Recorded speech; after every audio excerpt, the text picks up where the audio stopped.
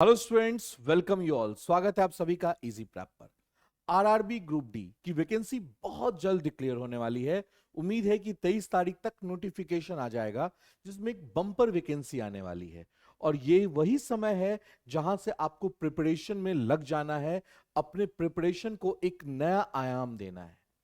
अब इसके लिए सबसे पहली जानकारी अपने पास में सिलेबस की होनी चाहिए कि अगर हम बात करें आरआरबी ग्रुप डी की बात करें तो उसमें सिलेबस क्या क्या है, क्या क्या पूछे जाते हैं। तो जनरल साइंस की अगर बात करें तो 25 नंबर का जनरल साइंस है। एप्टी की बात करें तो 25 मार्क्स। अगर रीजनिंग की बात कर रहे हैं तो रीजनिंग 30 मार्क्स का है। और जनरल अवेयरनेस की बात करें तो वो 20 मार्क्स का है। मतलब अगर हम बात करें टोटल 100 मार्क्स का मैंने आपको डिस्ट्रीब्यूशन बता दिया। अब इंडिविजुअल सब्जेक्ट एनालिसिस की बात करते हैं। मैं आपसे बातें करूंगा जनरल साइंस की कि जनरल साइंस का सिलेबस क्या है। एक्चुअली जनरल साइंस का सिलेबस आपको कहीं मेंशन मिलेगा नहीं। हर जगह लिखा हुआ है फिजिक्स केमिस्ट्री लाइफ साइंस या physics chemistry biology up to 10th standard. अब बच्चे कंफ्यूज हैं कि क्या पढ़ना है सर।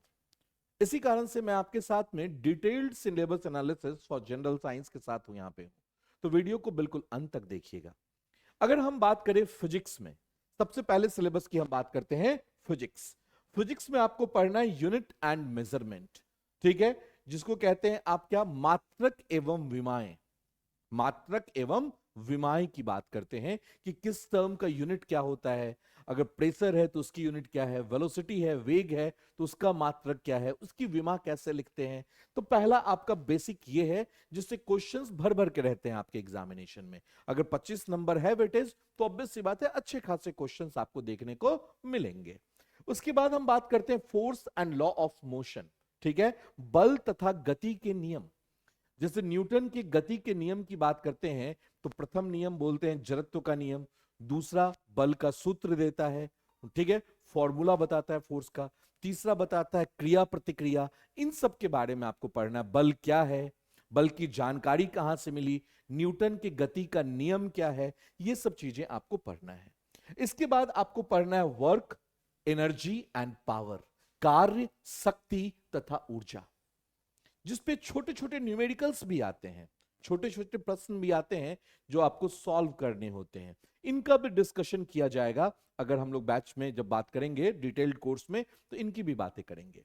इसके बाद जो है ग्रेविटेशन, गुरुत्वाकर्षण की बात करते हैं, प्रेशर, दाब की बात करते हैं, साउंड, ध्वनि की बात करते हैं, तरंगों की बात होगी, वेव्स जिसको कहते हैं आप, हीट, उष्मा की बात होगी, घर्षण, लाइट की बात होगी, लाइट के प्रकाश के परावर्तन तथा अपवर्तन की बातें होंगी।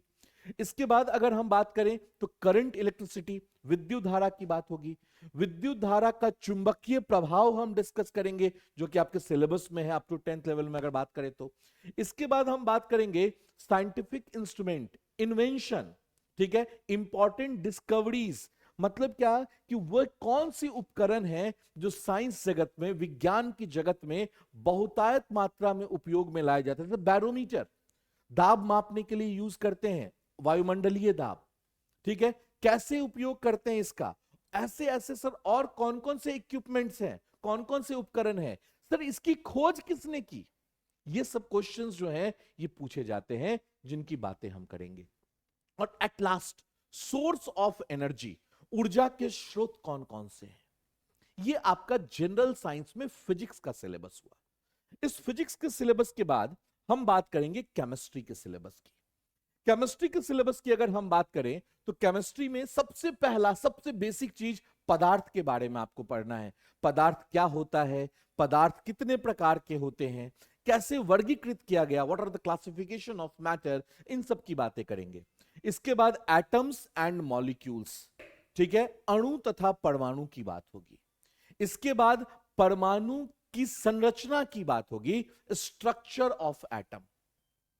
इसके बाद बातें होंगी केमिकल रिएक्शन, ठीक है, रासायनिक समीकरण तथा इक्वेशन, ठीक है, केमिकल रासायनिक प्रतिक्रिया तथा उनके समीकरण, इनके बारे में हम डिस्कशन करेंगे आपसे।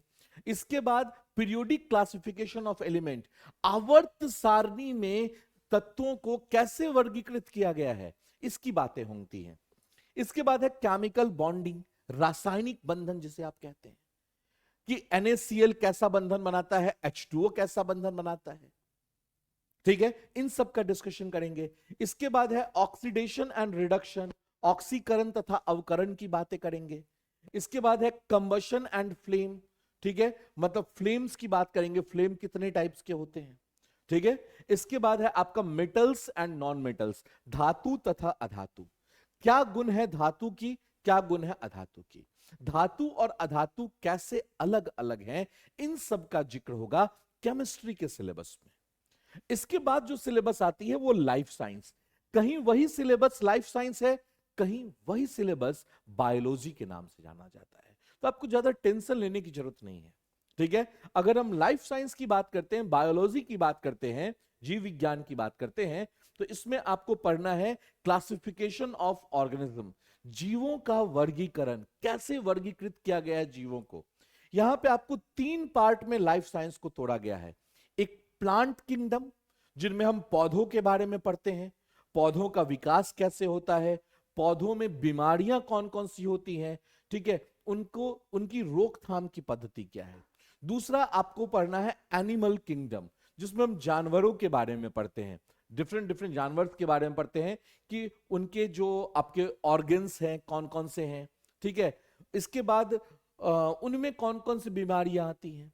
इसके बाद पढ़ना है आपको ह्यूमन किंगडम के बारे में, मानव के बारे में, मानव का पाचन तंत्र कैसा होता है, ठीक है। इसके बाद कौन कौन से न्यूट्रिशन की रिक्वायरमेंट होती है, मानव आइज, मानव नेत्र के बारे में पढ़ना है, ह्यूमन आइज के बारे में पढ़ना है आपको, ठीक है। तो ये है बेसिक आपके लाइफ साइंस के, ठीक है। डिफरेंट डिफरेंट हार्मोन्स के बारे में पढ़ना है, विटामिन्स के बारे में पढ़ना है, मिनरल्स के बारे में पढ़ना है, किस विटामिन की कमी से कौन सा रोग होता है आपको ये जानना है। तो ये सिलेबस है आपका किसके लिए, अगर बात करेंगे बायोलॉजी के लिए। एक और टॉपिक है जैसे ब्लड, ब्लड ग्रुप जानते हो, किसी का O पॉजिटिव, किसी का A पॉजिटिव, किसी का B पॉजिटिव, ये ब्लड ग्रुप कैसे निर्धारित होता है, ठीक है। अगर माता पिता का ब्लड ग्रुप O पॉजिटिव है तो क्या बच्चे का भी ग्रुप O पॉजिटिव होगा,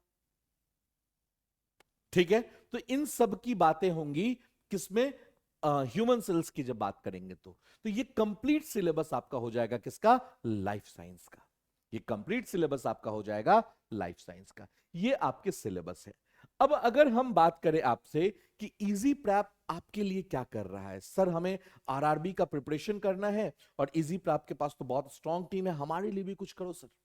तो आपके लिए एक संकल्प बैच लॉन्च हुआ है जो डेडिकेटेड है आरआरबी के लिए, बिल्कुल ध्यान रखिएगा। इस बैच की खासियत क्या है, इसमें आपको लाइव क्लासेस मिलेंगे, साथ साथ रिकॉर्डेड क्लासेस भी अवेलेबल होंगे, मतलब आप recorded class 24/7 and number of times देख सकते हैं। इसके बाद अगर बात करेंगे तो आपको जो क्लास के रनिंग नोट्स हैं उसके पीडीएफ मिलेंगे, जो कि आप प्रिंट भी करवा सकते हैं।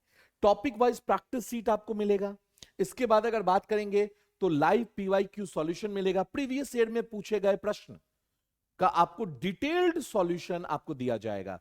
इसके साथ साथ अगर बात करेंगे तो सब्जेक्ट वाइज, ठीक है, और इसके बाद करें फुल लेंथ मॉक टेस्ट की भी व्यवस्था है। इसके बाद आप लेक्चर जो है वो ऐसा नहीं कि कोई भी ले लेगा, लेक्चर एक्सपर्ट फैकल्टीज ही लेंगे, ठीक है।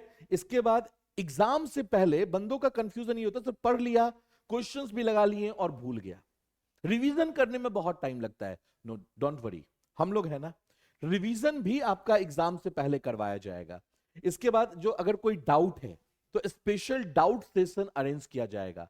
टेक्निकल सपोर्ट आपको 24/7 मिलेगा, ऐसा नहीं कि अभी है तो फिर बाद में नहीं है, ऐसी कोई बात नहीं होगी, ठीक है ना। ये आपको हमेशा मिलेगा टेक्निकल सपोर्ट, क्लियर। तो ये फीचर्स हैं इन बैच का।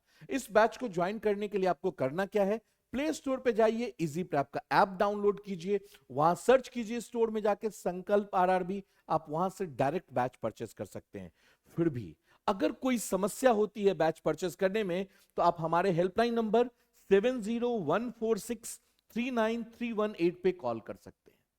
तो फिर मिलते हैं आपसे बैच में, तब तक के लिए thank you and have a nice day.